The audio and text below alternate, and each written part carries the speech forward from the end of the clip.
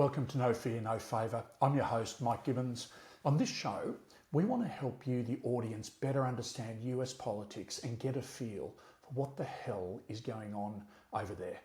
Now, if you're wondering what my personal stance is on US politics and Donald Trump, let me lay it out for you. You see, I'm a little old school. When I see an individual who is a proven rapist, a lifelong con man, a compulsive liar, a traitor to his country, namely a puppet of Vladimir Putin of Russia, and best buddy of this guy, Jeffrey Epstein, well, I don't think such a person should be the leader of anything, let alone the United States of America. And I will add, anyone who still supports and enables this guy, and I'm specifically referring here to three groups: the MAGA cult, the Republican Party, and the Murdoch media.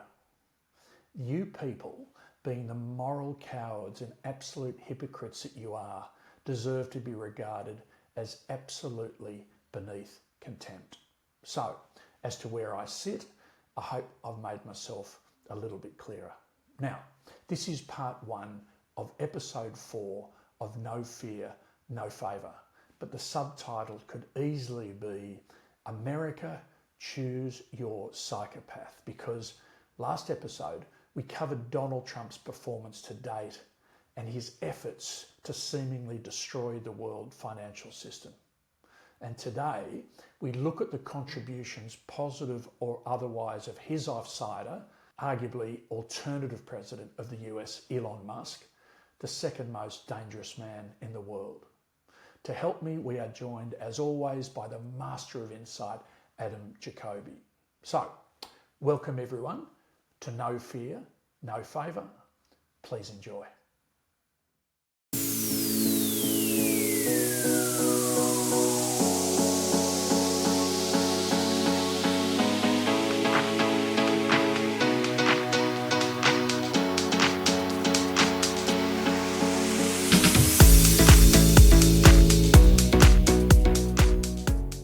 Welcome everybody to episode 4 of No Fear, No Favour, and I welcome our special guest as always, Adam Jacoby. How are you, Adam? Hello, mate. Lovely to be here, as always.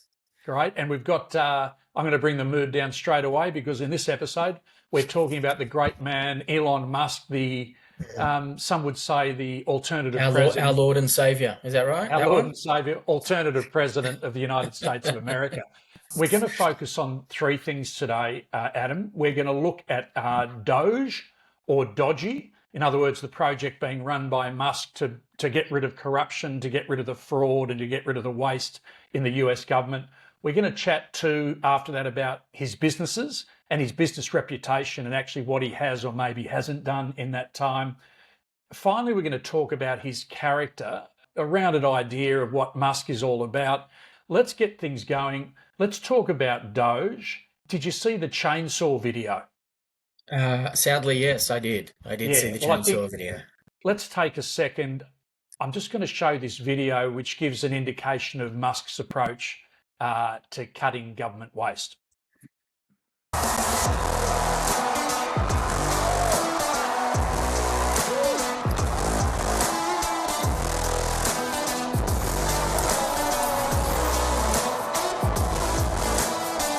Who else is here?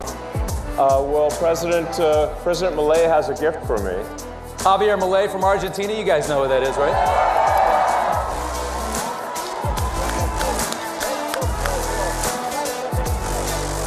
Thank you.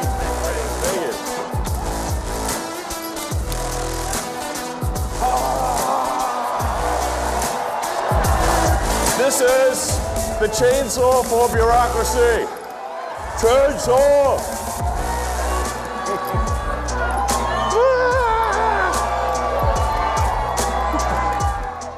What do you see Musk is doing in relation to Doge? What do you think his end plan is?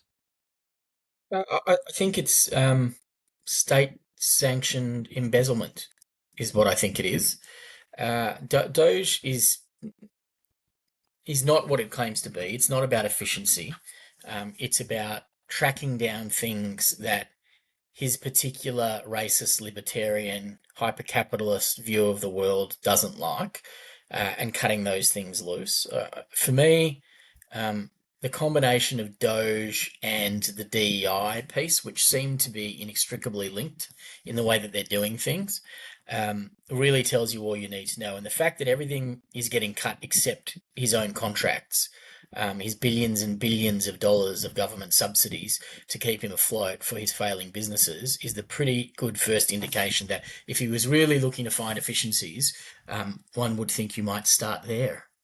Yeah, I agree. And I would encourage all of our viewers, do your own research, Google this up, but you'll notice a lot of the agencies under attack were the very agencies that were actually investigating Tesla and some of his other businesses as well. There's no coincidence there. Absolutely. I mean, in any other government in the world, in any other regime, it would just be straight up corruption. You'd be going to court. Do not pass go. Do not collect $200. Just go straight to jail. Yeah.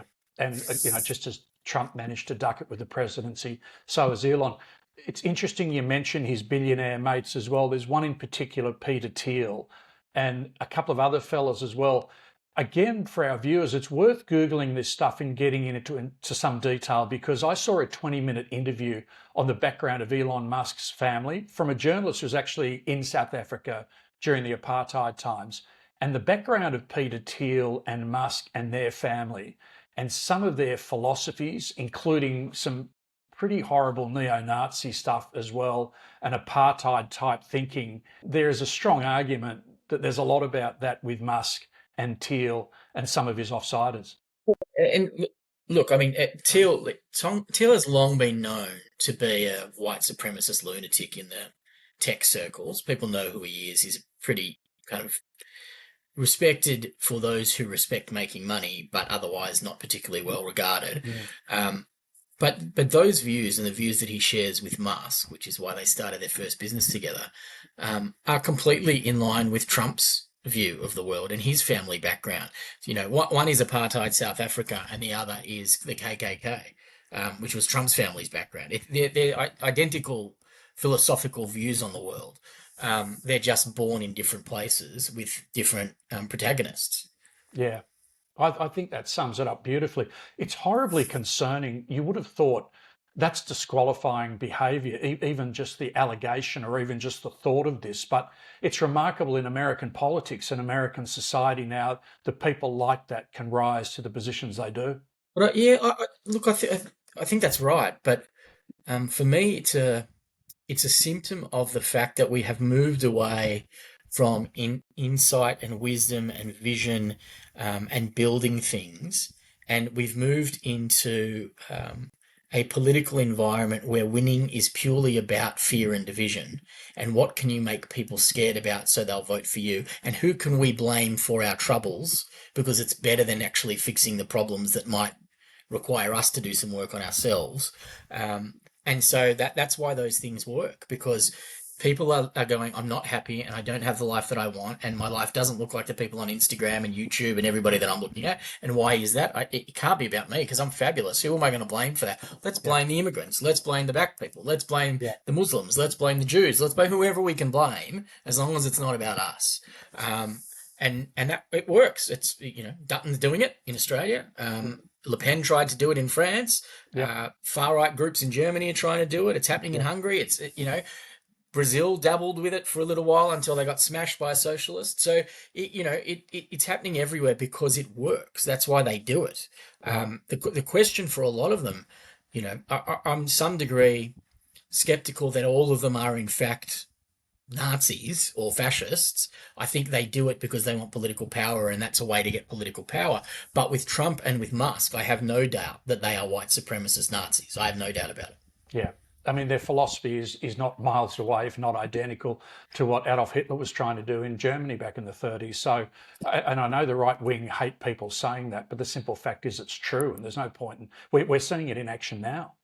Yeah, I mean, what we're seeing, particularly in the last couple of weeks, in his last term, he started the othering of media that didn't give him positive feedback and didn't drink the Kool-Aid. What we're seeing in this version, in Trump 2.0, we're seeing going after judges. specifically. And in fact, in the last 48 hours, Musk is paying people to vote in judicial elections to get right-wing, hardcore MAGA Trump loyalists onto the bench.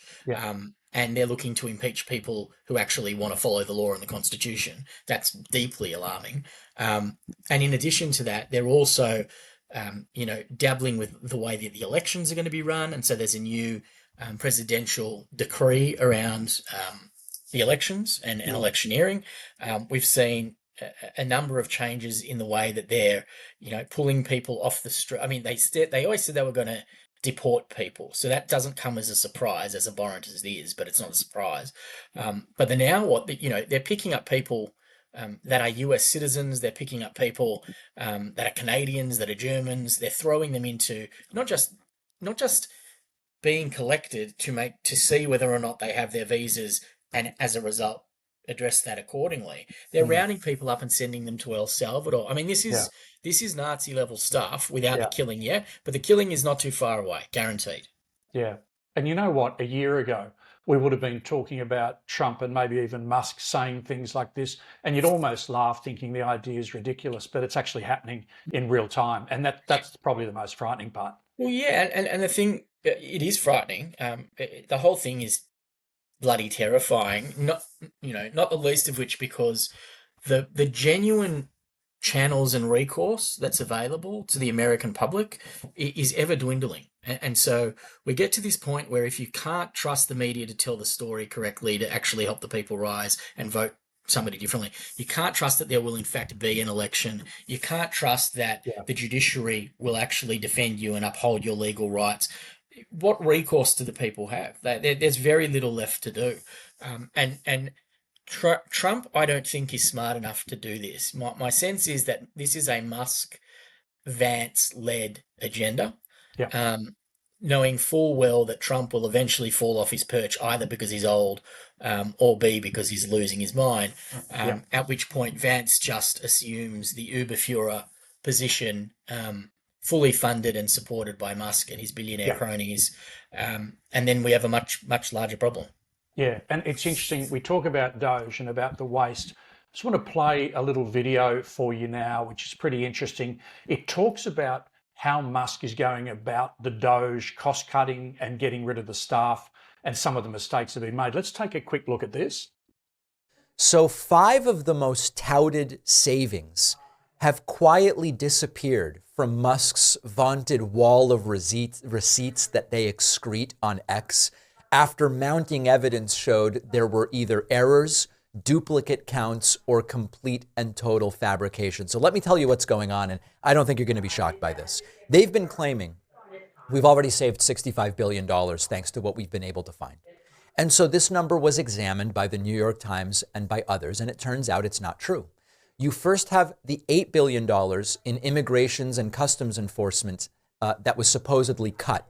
It turns out it was an $8 million contract. So they cut an $8 million contract and they said we just saved $8 billion. Wrong.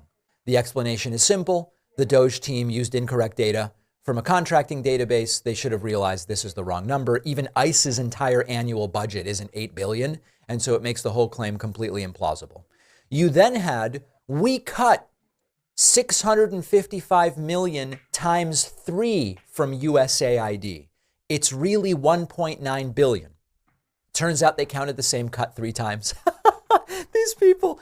Now, the other problem is that the real savings appears to only be $18 million because they didn't understand the ceiling values versus actual spending. So they say it's a $1.9 billion cut. Turns out they counted $655 million 3 times. Turns out $655 million was the ceiling price of that contract. The real amount of money that's been spent under that contract was only $18 million. $1.9 billion became $18 million. We then had a $232 million non-event at the Social Security Administration. Doge said, we just cut $232 million from Social Security. It was really a $560,000 adjustment. It saved them $560,000. They claimed it was $232 million. And then there's a $1.9 billion treasury contract that predated Doge. That's what they say they've been able to save. But that was actually canceled before Doge was created. So it was a canceled contract. It has nothing to do with Doge. It has nothing to do with President Trump. It has nothing to do with Elon Musk. So they tried taking credit for a cut that Biden cut. You can't even write this stuff. Very interesting information, but a couple of things that are really, really clear is Musk talks about the transparency of what they're doing, but what we've seen is some of the, not only the horrendous mistakes they make, but the lies they tell to cover it up. In fact, the biggest lie is that we're being very transparent about what we're doing. You can put in a guy like Musk, whose job it is for as long as you've got to steal everything plus the kitchen sink, because once you're gone, what are they going to do about it, right? Yeah. And so I think my gut is that they are betting that the American people will do very little to push back, although we're starting to see certainly Musk getting absolutely hammered on the markets and having near breakdowns, which has been absolutely spectacular to watch. I think will come down, in fact, will almost certainly come down to what happens politically and whether or not there are elections, and if there are elections, the way those elections are run, and whether or not they're, electronic voting, that those electronic voting booths are overseen by Musk and his cronies. These are all the things that people need to be thinking about. And if that does eventuate, what options do they then have? Yeah, look, I think that's a pretty good summary. The midterms will be fascinating next year. A couple of important points. They're talking about transparency, getting rid of fraud and waste.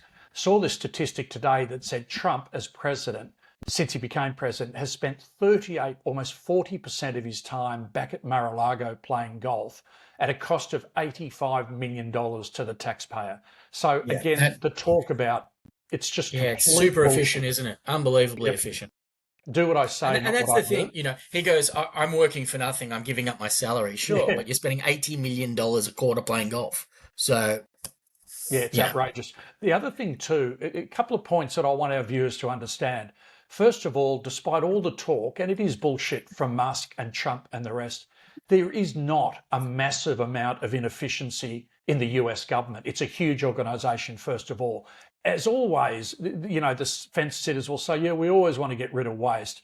But they had inspector generals in place to actually do that before Musk actually sacked them. So the big drive from these tech billionaires is that they actually want their tax cuts. So they're towing the line at the moment. They want to earn their billions of dollars and not pay any tax at all. That will hurt the country, but they don't care.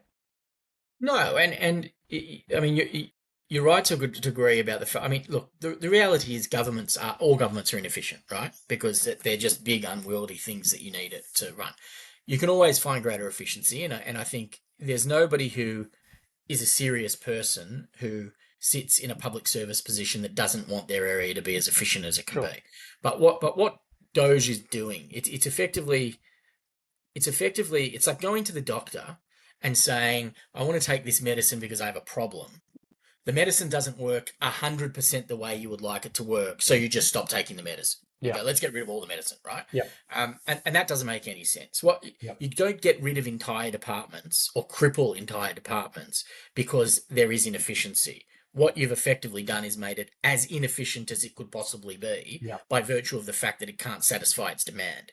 And so that's a huge issue that, again, nobody in the media is talking about. They're talking about, and rightly so, because it relates to lives. They're talking about, 40,000 jobs here and 50,000 jobs here, 20,000 jobs there, because they're real people who are going to hurt now. And thankfully, there's a little bit of chatter about the fact that they're firing people that they have to rehire because they shouldn't have been fired in the first place, because they're critical to the American operations. And so that is just frightening, but indicative of how incompetent these people are.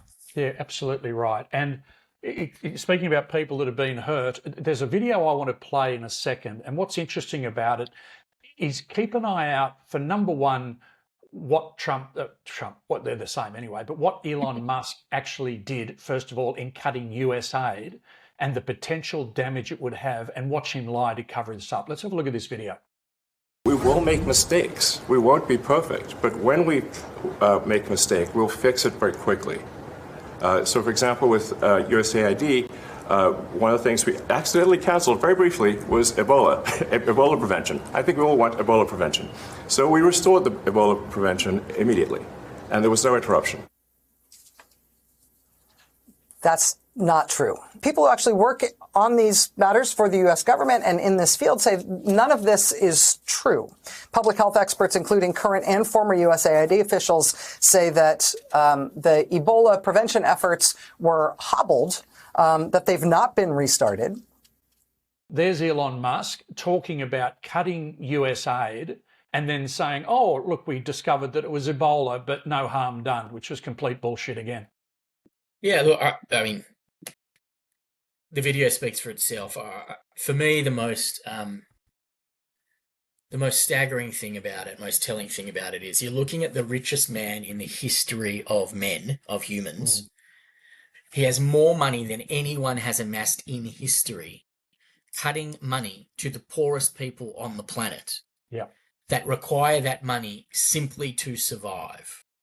And this goes through almost without comment by anyone in the media. There's nobody actually asking questions about, well, if if we're meant to be in a country that has built its global reputation for the last 50, 60 years on being not just the world police officer, but also the world's doctor and the world's pharmacist and the world's all these other things to help people.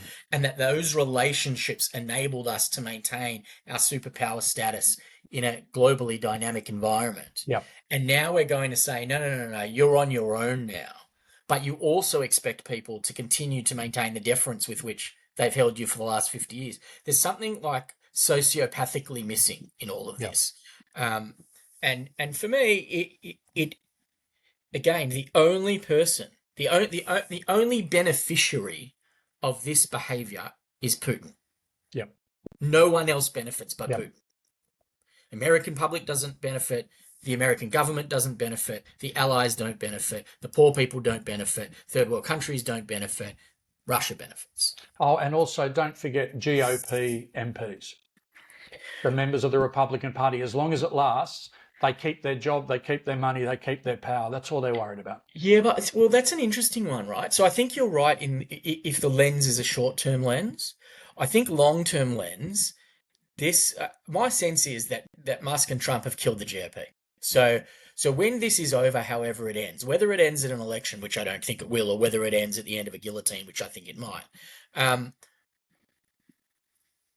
the GOP is done. They will never resurrect themselves from what Trump has created. So there may be a new conservative party that emerges to represent that ideological side, but I don't think we will, in the same way that Nazism after Hitler became, you just don't talk about it, nobody talks about it, you couldn't possibly, it's not part of public discourse. I think MAGA and Trumpism will be the same. The question is just how long it will take to get there and how many people need to die for it to happen. Yeah, I agree. And by the way, we're not saying this with any flippancy whatsoever because we're seeing it in action now, and it's going to be fascinating, but it's frightening at the same time. Just what you mentioned the word. Yeah, and just on that, Mike, sorry to interrupt. I will say you're right. I'm not flippant about it, and I'm not flippant about it because my grandparents were in the gas chambers, their families, and so my four grandparents were the survivors of dozens of siblings and parents that they watched murdered in front of them. And so I'm saying it as a precautionary note that this is happening and it's happened before. We might think that it's impossible to happen in 2025, but they thought it was impossible to happen in the 30s as well, right? And so nobody imagined that there could be people who were so evil and so selfish. We know that there are. We're looking at a different version of them now. We're just looking at the 1929 version, not the 1933, 34, 35, 38, 39 version. So we're early in this thing and we don't yet know where it's going to go. But the fact that they're arresting people off the streets and sending them to El Salvador is a pretty good indication that these are not good people.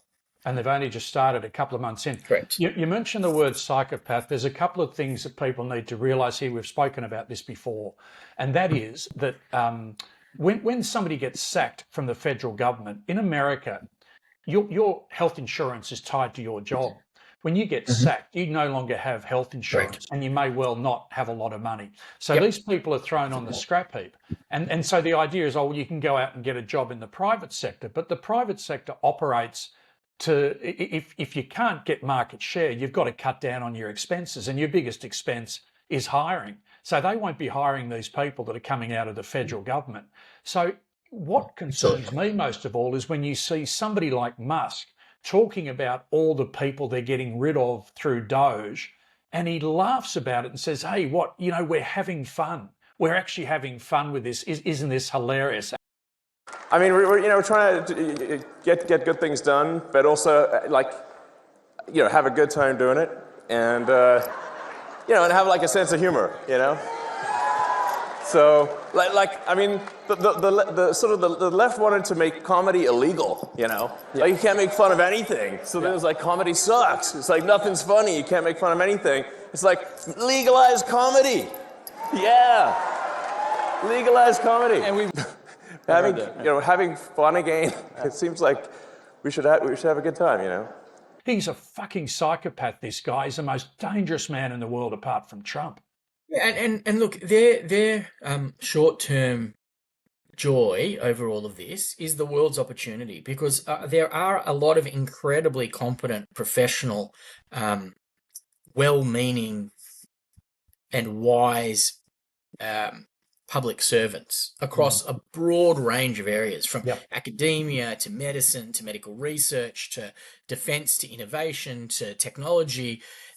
The rest of the world, our government's priority should be on poaching as many of those people as it possibly can on a specially devised visa to allow them to liberate themselves from the fascism and practice their arts and their skills right here. Canada's already doing it. France is already doing it. Germany's already doing it. Australia, as always, slow on the uptake.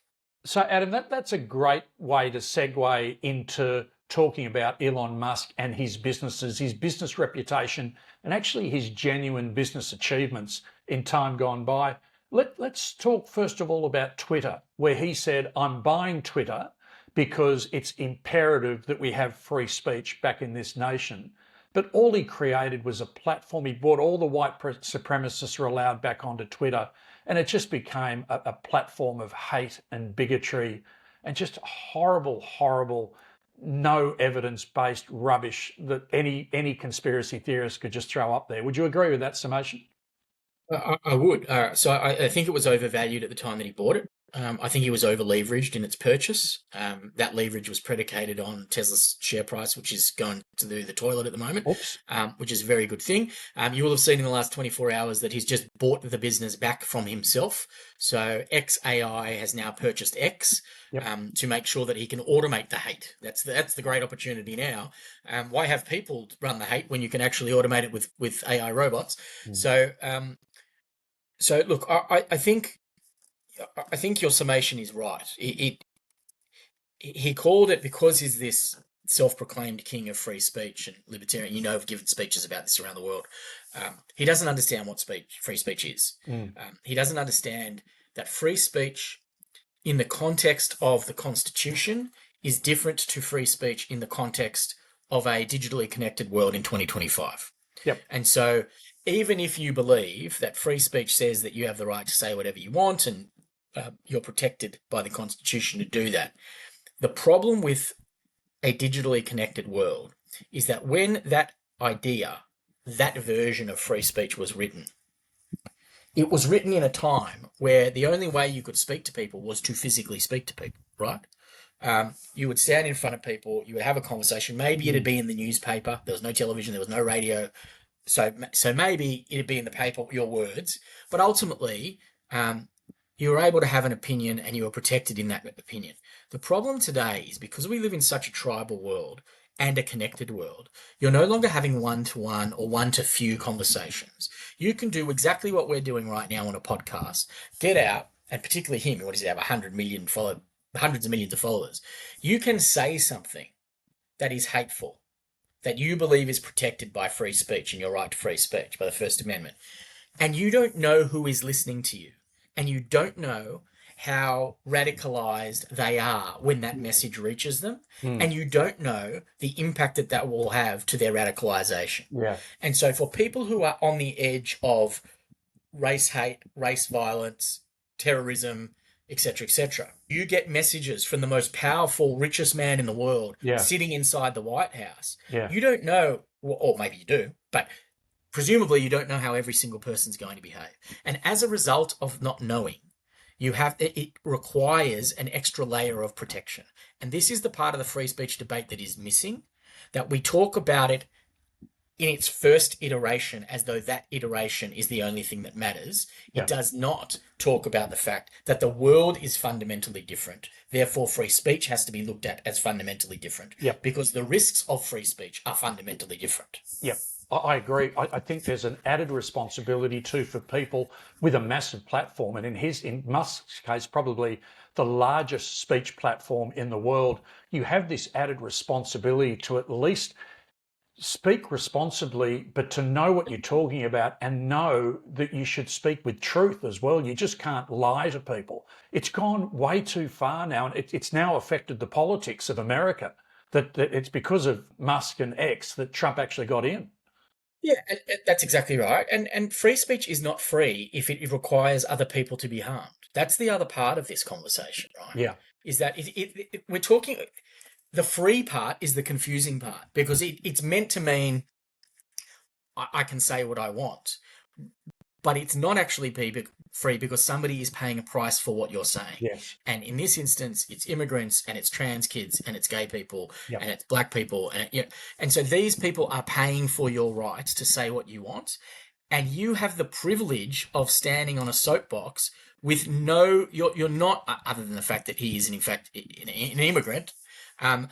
He has none of the characteristics that the most vulnerable communities are having to deal with. And that's the privilege that he has. It's not his money. It's the fact that he comes from a place where he's protected from people who are already vulnerable. He doesn't have those vulnerabilities. Yeah.